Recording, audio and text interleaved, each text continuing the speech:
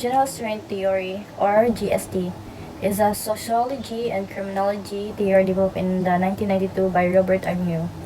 And also, Robert Agnew revised Robert Merton's strain theory, claiming that criminality is a direct result of negative emotional states such as wrath, frustration, despair, disappointment, and other negative emotion associated with stress are all common. So the core idea of general strain theory is that people who experience strain or stress become distressed or upset, which may lead them to commit crime in order to cope. So, ang kabuuan sa idea sa general strain theory is modo kung ang mga tao nga nag-experience og stress or anxiety or mga nervyosa or mga sorrow, mga masamang loob, and then muna sila mag-lead nga makakommit og crime, so that makaya nila like mag-take og mga drugs sa uban. And one of the key principles of this theory is emotion. As we all know nga ang emotion dili nato usahay makontrol, and emotion is man siya maka-motivate ka makakommit og crime. Under our GST introduces three main sources of strain, such as number 1, loss of positive stimuli, or meaning death of family or friend. Number 2, presentation of negative stimuli, meaning physical and verbal assaults. Number 3, the inability to reach a desired goal.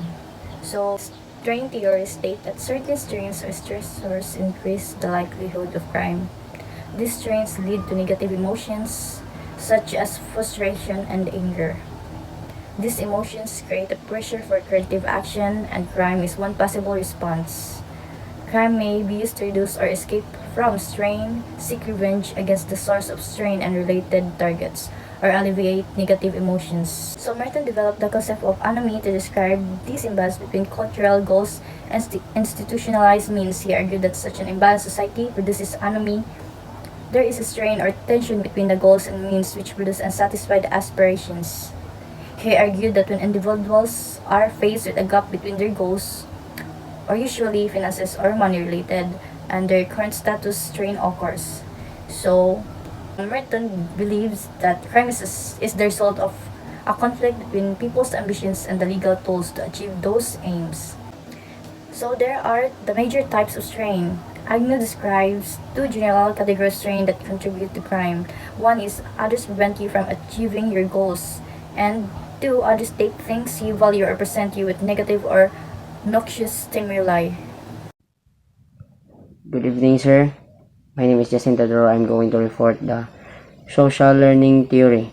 People develop motivation to commit crime and the skills to commit crime to the people they associate with. Social learning theory is a theory of learning and social behavior which proposes that new behaviors can be acquired by observing and imitating others. So, ang social learning theory kay mo na siya ang theory that explains how people learn social behaviors by observing and copying others. So, social learning theory kay mao na siya ang kanang pag-obserba sa behaviors sa usa ka tawo. For example, ang kanang iya lihok ug ang iya batasan. Kayo. Social control theory. Most people would commit crime if not for the controls that society places or enables through institutions such as school, workplace, churches, and families. So, social control kay mao na siya ang kanang people are socialized to obey the rules and how strong social bonds can prevent or limit crime. So, mao na siya nga gibuhat ang kanang school, workplace, churches kay para malimit o ma-prevent ang usa ka crime. K concept. People learn through observing others' behaviors, attitudes, and outcomes of those behaviors. So, ang people maka-learn na gihapon through outcomes sa kanang behavior sa usa ka tawo, sa attitudes. Then, most human behavior is learned, observed through modeling. So, most kuno human behavior kay ma-learn ra gyapon siya through modeling sa observe. Specialist, sir. So, what I'm gonna report for today is all about 4 meditation process proposed by Bandura. So, first, attention, noticing and focusing on the behavior or information. So, the word noticing, so, dapat aware ka, kung focus ka sa mga example sa mga instructor, mga instructor nga ihatag niya mga vital information nga magamit nato. So next is retention. So remembering and storing and observe behavior. So kani siya nga ato sa man siya mga naagian na kani adto, mga experience o naobserba nato pod, no. Kani siya may magkuha na matigom ni siya sa atong nya magamit gyapon nato siya sa umaabot nga panahon o future nato. So next is reproduction. So imitating or replicating the observed behavior. So kani siya mo example ako mahatagan ni mga para sa instructor nato kung sa una sila ipagama nga activity kanata nila guidance sa dapat buhaton, dapat i-perform nato with sa atong kasing-kasing nga makuha nato, ma-imitate nato sila ba, makuha nato 100% nga sa ilang gipagama sa ato mga presa ng example ni harness, mga boxing, mga techniques, no? So next is motivation. So motivation is having the incentives or drives to perform and learn behavior. So kani siya muna yung mag-push siya ato nga magkabot sa ato mga pangandoy sa kinabuhi. Example sa ni mga mag-motivate sa ato para atong pamilya, mga atong uyab, no? So next is routine activity theory. In short, it explains how crimes occurs when the three essential elements converge. So first element, so we have motivated offenders. So presence of an individual or group with the intentions to commit a crime. So next is suitable target, availability of vulnerable victims or valuable property. Kaya mga example lang ni mga teenagers, mga senior, vulnerable sila sa mga crime, no? So next is third, lack of capable guardian. So absence of ineffectiveness of authority, security measures or other deterrence. So kani siya tulo ka elements, kani siya natay mahitabo nga crime kung kani siyang tulo nga elements mag-converge. That's all. Bandura pose four mediational processes that are essential for observational learning. The first is attention, which is referred to the extent to which an individual notices a behavior. For learning to take place, the observer must pay attention to the behavior, which is influenced by factors such as distinctiveness of the behavior, the observer's sensory capabilities, and the characteristic of the model such as their similarity, attractiveness, or status. Without attention, learning cannot occur. Hello, my name is Bernard Divisial and this is my topic, Routine Activity Theory.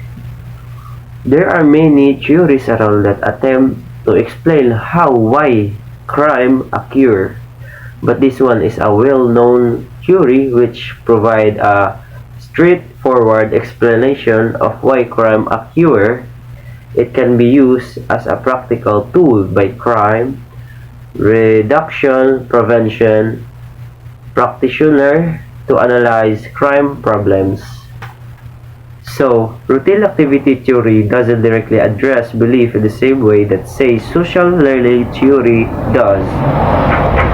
Rather, focusing on the convergence in time and piece of three elements necessary for a crime to occur. So, mali sila ang three elements. Suitable target, ito ang anumang bagay o tao na maaaring naging biktima ng krimen. Maaaring ito ay isang tao, isang bagay, halimbawa isang mamahaling cellphone. O isang bahay lang ng tao, ganun. Pangalawa, absence of a capable guardian. Ito naman ay tumutukoy sa kawalan ng sinuman o anong bagay na makapigil sa paggawa ng krimen. Maaaring ito ay isang pulis, isang security guard, o isang kapitbahay, o kahit isang aso. Ang kawalan ng presensya ng isang tagapangalaga ay nagbibigay ng pagkakataon sa kriminal na maisagawa ang kanilang balak. Pangatlo, motivated offender. Ang isang kriminal na may motibo at kakayahang gumawa ng krimen ay motibo ay maaaring dahil sa pangangailangan, kasakiman o iba pang dahilan.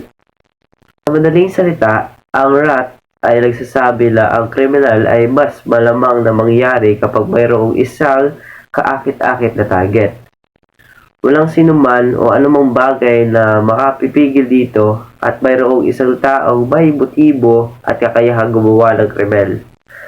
Ang tatlong elementong ito ay dapat pagtagpo sa parehong oras at lugar upang maganap ang krimen. At yun lang po ang natutunan ko sa topic ko. Maraming pong salamat. Utilitarianism is an ethical theory proposing that actions are morally right if they maximize overall happiness, well-being, or utility for the greatest number of people. So, ano siya? Pag-advocate siya, happiness, joy, mga alipay. So, kaya opposed po din siya sa sadness, mga harm, mga daw sa tao. 6. Differential associations theory. Sa theory involves differential associations suggests that individuals who commit deviant acts are influenced to do so by primary groups and intimate social contact. So, ang tao, sample na din, tao, makabukat ng mga daotan, ang ilang suspetsya, ang theory nga suspetsyahan tungkol sa background sa mga ginikanan, relatives, o usap po sa mga atong close friend, mga friends sa atong, may ganyan na mabukat sa mga daotan. Usap po sa mga deviant acts, paggamit sa illegal na droga, pag-overuse sa mga over-addicted sa alcohol, mga pangawat,